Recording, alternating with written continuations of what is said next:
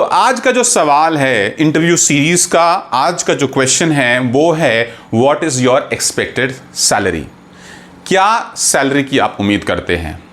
तो दोस्तों ये वो सवाल है जो हर इंटरव्यू में हर कैंडिडेट, हर एप्लीकेंट जल्दी से जल्दी सुनना चाहता है, क्योंकि इसका मतलब ये होता है कि इंटरव्यू लेने वाले को आपका कैंडिडेचर, आपकी पर्सनालिटी, आपका नॉलेज लेवल समझ में आ गया है और उसे लग रहा है कि शायद ये एक अच्छा कैंडिडेट हो सकता है।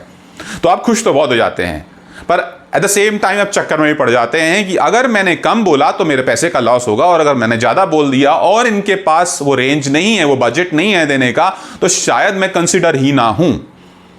तो अब ऐसे में हम क्या करें?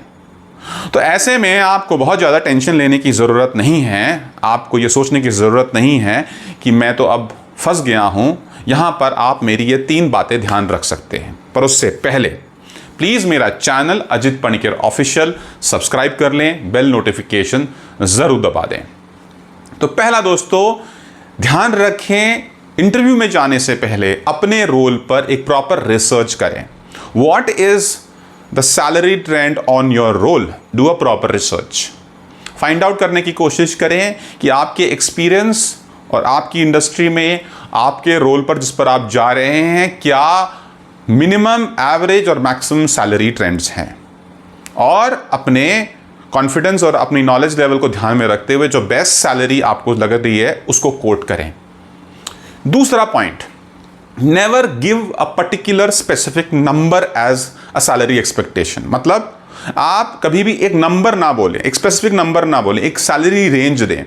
मतलब अगर आपसे पूछा जाए तो आप बोल सकते हैं कि sir around 18 to 20 lakh rupees, which means that आप एक सैलरी रेंज दे रहे हैं, आप एक स्पेसिफिक नंबर नहीं दे रहे। और ये क्या रिफ्लेक्ट करता है? इंटरव्यूअर को ये समझ में आ जाता है कि ये कैंडिडेट कहीं ना कहीं ओपन फॉर डिस्कशन है, थोड़ा फ्लेक्सिबल है, क्योंकि आप एडमेंट नहीं हो एक पर्टिकुलर नंबर को लेकर। छोटी छोटी बातें होती हैं पर बहुत फर्क डालती हैं। और तीसरा दोस्तों, गिव अ डिप्लोमेटिक आंसर। अब क्या होता है, मान लीजिए आपको एहसास हुआ कि जो आपने सैलरी रेंज दिया और जो सैलरी रेंज कंपनी का है, इंटरव्यूअर जो बोल रहा है, वो डिफरेंट है। मान लीजिए जो सैलरी रेंज इंटरव्यूअर दे रहा है आपके सैलरी रेंज से के बराबर है या उससे ज़्यादा है, तो उसे थैंक यू बोलिए दैट कि आपको वो उसके लायक कंसिडर करता है। और अगर कम है तो बहस मत करिए, आप उससे बोलिए चलिए ये मेरी एक्सपेक्टेशन के हिसाब से थोड़ा सा कम है, but before we go on to the final decision let's discuss about the role.